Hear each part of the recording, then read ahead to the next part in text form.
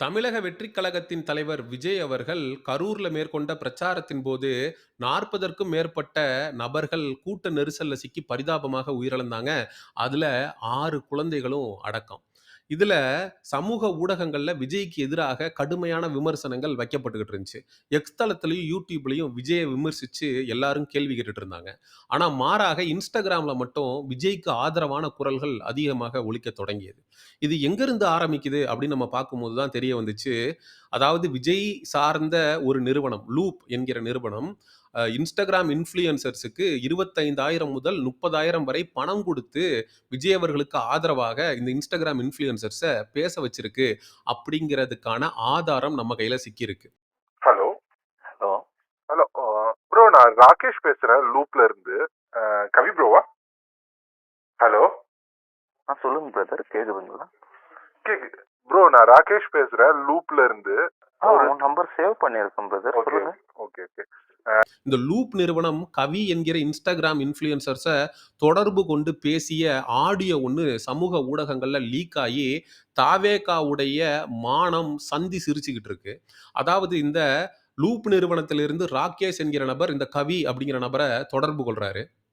தொடர்பு கொண்டு, "ஏன் ப்ரோ இதுக்கு முன்னாடி போட்ட வீடியோவ தளபதிக்கு ஆதரவா போட்ட வீடியோவ டெலீட் பண்ணீங்கன்னு?" கேட்கிறாரு. "ப்ரோ மிகப்பெரிய பிரச்சனை போயிட்டு இருக்கு ப்ரோ. வதந்தி பரப்புறவங்களெல்லாம் அரெஸ்ட் பண்றாங்க. அதனால பயந்துகிட்டு நான் டெலீட் பண்ணிட்டேன் ப்ரோ" அப்படின்னு அவரு சொல்றாரு. இல்ல ப்ரோ, அதான் லாஸ்ட் வீடியோ போட்டிருந்தோம். நீங்க டெலீட் பண்ணிட்டீங்களாட்டுருக்கு. ஏன் டெலீட் பண்ணீங்க தெரிஞ்சுக்கலாமா? இல்ல பிரதர், அது பிரச்சனை ஆகும் அப்படின்னு பேசிக்கிட்டாங்க, அதான் பயமா இருந்துச்சு, டெலீட் பண்ணிட்டேன். இல்ல இல்ல, ரூமர்ஸ் ஸ்ப்ரெட் பண்ணா ஏதோ போலீஸ் எல்லாம் வந்து நீங்க அதுல ஒன்னும் ரூமர்ஸ்ல ஒன்னும் ஸ்ப்ரெட் பண்ணல. நீங்க சப்போர்ட் பண்ண மாதிரி தான் பேசிருந்தீங்க தளபதிக்கு. அதாவது ஒருத்தன் தப்பு பண்ணிட்டான். வதந்தி பரப்புறது தப்புன்னு நெனச்சு அவன் போட்ட வீடியோவ டெலீட் பண்ணியிருக்கான். அவனுக்கு இந்த ராகேஷ்ன்றவன் பண ஆசைய தூண்டுறான். அதாவது ஒருத்தன்கிட்ட வேலையாகணும்னா, அவன்கிட்ட கருணை எதிர்பார்க்கக் கூடாது. அவனுடைய ஆசைய தூண்டணும் ஒருத்தன ஏமாத்தணும்னா. அது மாதிரி இவன் காச தர்றேன், 25,000 தர்றேன், 30,000 தர்றேன் அப்படின்னு சொல்லிட்டு அவனுடைய ஆசைய தூண்டுறான். கண்டிப்பா உங்களுக்கு தேவையானதை பண்றோம், ஒன்றும் பிரச்சனை இல்லை. கொஞ்சம் சொல்லுங்க. லாஸ்ட் டைம் வந்து அந்த அந்த வீடியோக்கு 20,000 பே பண்ணியிருந்தோம். இதுல 25 to 30 வரைக்கும் பண்ணலாம். தூண்டிட்டு நாங்க பார்த்துக்கிறோம் என்ன நடந்தாலும். நீங்க பயப்படாம ஒரு 3 நிமிஷத்துக்கு வீடியோ போடுங்க. தளபதி வந்து இன்னைக்கு சாயங்காலம் 4, 5 மணிக்கு அவர் வந்து ஒரு வீடியோ போடப் போறாரு. அதுல வந்து தளபதி வந்து ரொம்ப ஃபீல் பண்ணாரு. தளபதி பேசுறத பார்க்கும்போது ரொம்ப பாவமா இருக்கு.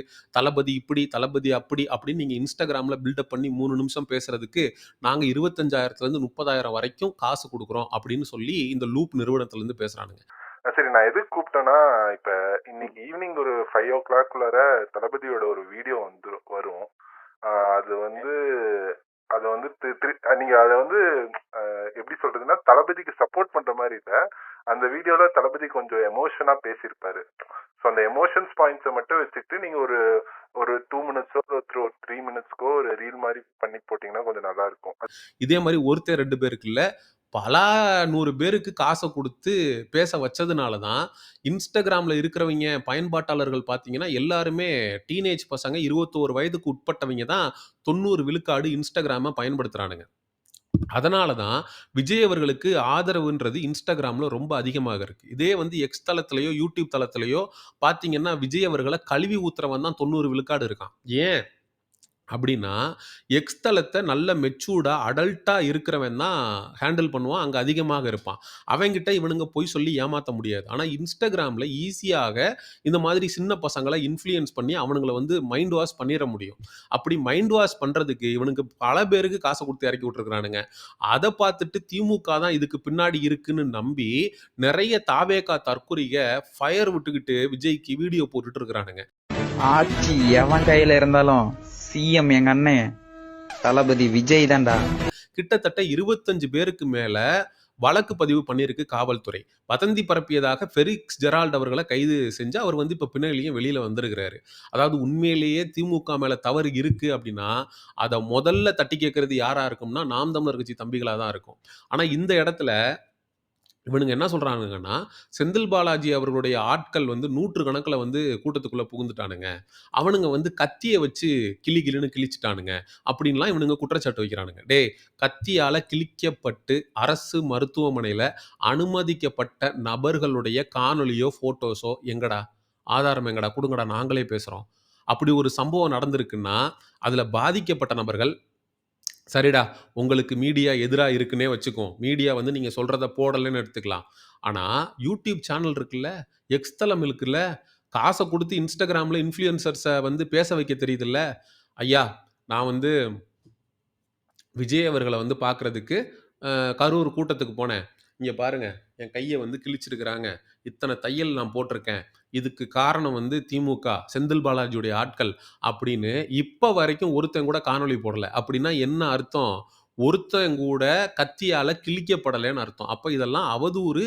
இவனுங்க வந்து இவனுங்க பண்ண தப்ப மறைச்சு தப்பிக்கிறதுக்கு கேவலம் Instagram இன்ஃப்ளூயன்சர்ஸ்க்கு காச குடுத்து இப்படியெல்லாம் பேச வச்சு ஒரு கூட்டத்த நம்ப வச்சுட்டாய்ங்கங்க.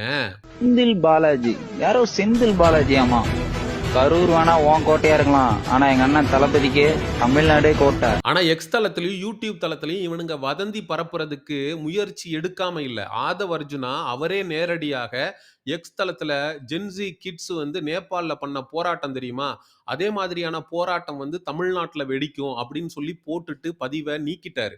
ஆக மொத்தத்தில முயற்சி பண்ணானுங்க. அது தோல்வியில முடிஞ்சிருச்சு. ஏன் ஆதவ் அர்ஜுனா போட்ட போஸ்ட்ட அவர் நீக்குறாருன்னா, இருக்கிறவன் பூரா வந்து கேள்வி கேட்க ஆரம்பிச்சுட்டான். "நீ எப்புட்றா பேசலாம்? அங்க வந்து கூடுன கூட்டம், நேபாள்ல நடந்த போராட்டம் அப்படிங்கிறது ஒடுக்கப்பட்டாங்க.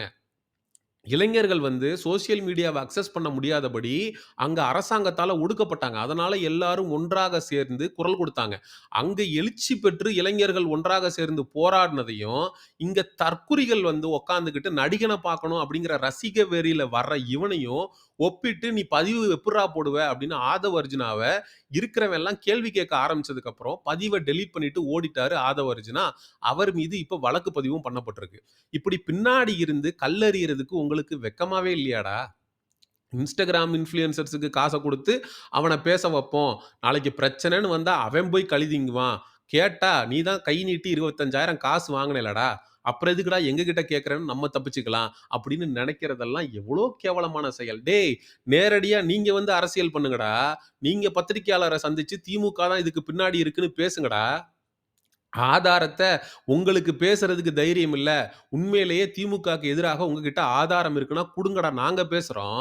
இப்படி கொஞ்சம் கூட தைரியம் இல்லாமல், ஒரு அரசியல எப்படி செய்யணுங்கிற அறிவு இல்லாமல், Instagram இன்ஃப்ளூயன்சர்ஸ்க்கெல்லாம் காச குடுத்து இருக்கிறவன் மண்டைய கழுவுறதுக்கு வேற பொழப்பு பார்க்கலாம்டா. இந்த பொலிட்டிக்கல் ஸ்டாண்ட்லாம் எதுவும் இல்ல. அவர் வந்து ரொம்ப ஒரு மாரி எமோஷனா இருக்காரு. அதனாலதான் இந்த 3 நாளா அவர் வந்து பார்க்கல. சோ அவர புரிஞ்சுக்கோங்க ஃபர்ஸ்ட்டு. அவர் வந்து அவரோட குடும்பத்துல இருக்க 41 பேர இழந்திருக்காரு.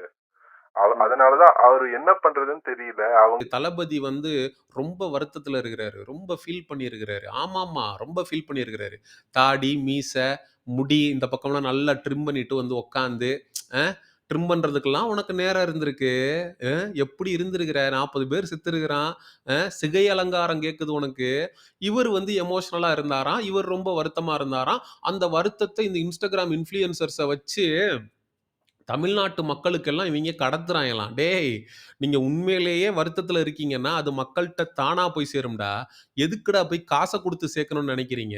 இப்படிப்பட்ட கேவலமான அரசியல ஆட்சி அதிகாரத்துக்கு முன்னாடியே வர்றதுக்கு முன்னாடியே இவனுங்க செய்றானுங்கன்னா, ஆட்சி அதிகாரத்துக்கு வந்ததுக்கப்புறம் என்னென்ன மாதிரியான தரம் தாழ்ந்த அரசியல இவனுங்க செய்வானுங்க, அப்படிங்கிறத நம்மளால கற்பனை கூட பண்ணி பார்க்க முடியல. நாம் தமிழர் கட்சி தம்பிகள் இந்த காணொளிய தாந்தோன்றித்தனமாக சமூக ஊடகங்கள்ல இந்த விஜய்க்கு ஃபயர் விட்டுட்டு இருக்கக்கூடிய தாவேகா தற்குறிகளுடைய கண்ணில் படும் வரை பகிருங்க. அவனுங்க பார்த்து தெரிந்து கொள்ளட்டும். செங்குருதி சேயோனே வங்கோடிய வேலோனே செவ்வளரி தோளோனே எங்குடிய காப்போனே